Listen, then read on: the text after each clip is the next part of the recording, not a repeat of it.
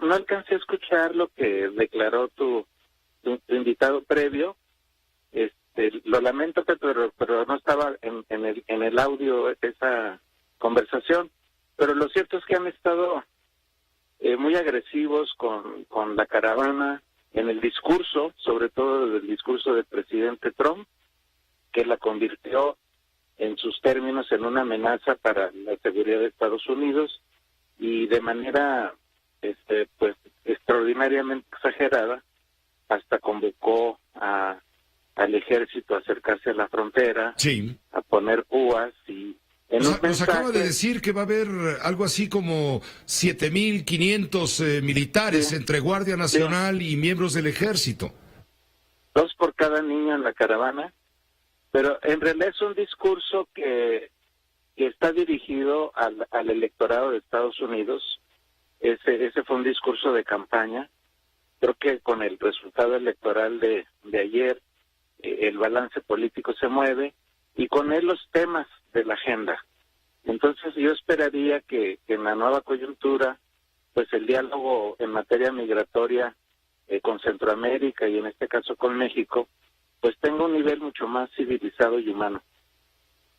Vaya que tienes enfrente un problema muy grave, el que cuando asumas el cargo para el que fuiste designado por el presidente electo, ¿tienes ya un plan trazado para abordar este tema que tiene que ver con los migrantes, tomando en cuenta que si bien en Estados Unidos tratan con la punta del pie o de la bota o como quieras llamarlo a los migrantes, sobre todo centroamericanos y mexicanos, bueno, México tampoco canta malas rancheras en ese sentido, es bastante agresivo México con los migrantes procedentes de Centroamérica?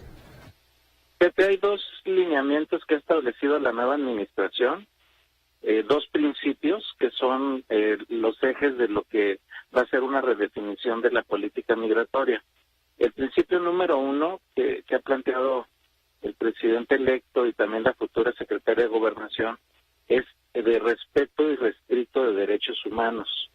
Este es un principio evidentemente con voluntad política para hacerse efectivo y traducido a toda la gestión migratoria, pero también es algo que ya está en nuestras leyes, ¿verdad?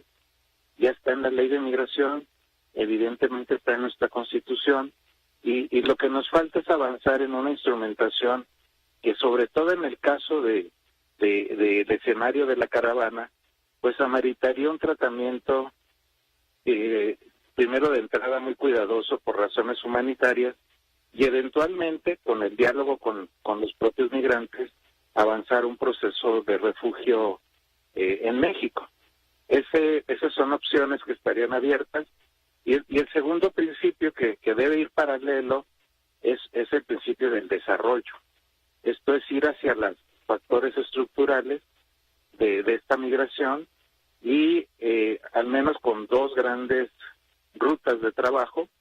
Una es el desarrollo del sur mexicano, que creo que lo más emblemático que está planteado es lo del Tren Maya, pero no únicamente, y sí avanzar en una estrategia mucho más fuerte y decidida sobre el desarrollo en la frontera sur, y el otro eje dentro de desarrollo es un diálogo con los países centroamericanos y también con otros países para hacer un ejercicio de cooperación internacional mucho más potente que de inmediato vaya contribuyendo a reducir estos factores estructurales como pobreza y violencia.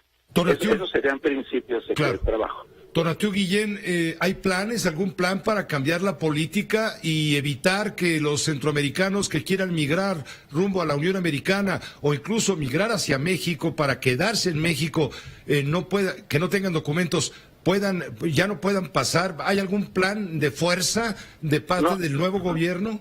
No, ninguno de fuerza, Pepe, ninguno de fuerza. Todo está centrado justo sobre el primer principio que te comentaba sobre derechos humanos, y con base en él, la meta del gobierno es arribar a un escenario en donde el flujo que en el corto plazo y en el mediano plazo va a continuar, este es solo un pedacito, Pepe, de todo el conjunto. La idea es que avancemos a reglas y procedimientos en donde logremos lo más formalizar esta movilidad. El ejercicio de fuerza, como demuestra la misma experiencia mexicana en Estados Unidos, no funciona. El ejercicio de contención, como demuestra nuestra experiencia en los últimos 10 años en la frontera sur, tampoco funciona.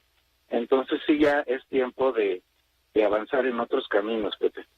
Se ha hablado mucho de corrupción en el Instituto Nacional de Migración. Cuando llegues al frente de este instituto, ya muy pronto, en 23, 22 días, ¿vas a hacer una limpia en el Instituto Nacional de Migración? Deberá haber todo un proceso muy fino, muy cuidadoso, que nos conduzca a una revisión de todos los procesos del instituto, a una revisión también de aquellas áreas que han sido más criticadas e incluso denunciadas como espacios donde se han violado derechos humanos, y eventualmente también al personal, Pepe. Ese es un proceso que ya está en curso en este último tramo de este gobierno que está terminando, pero que lo tendremos que acelerar y efectivamente habrá cambios, y la meta es que el instituto tenga 0 denuncias ante la Comisión Nacional de Derechos Humanos y 0 denuncias por cualquier otro delito o corrupción.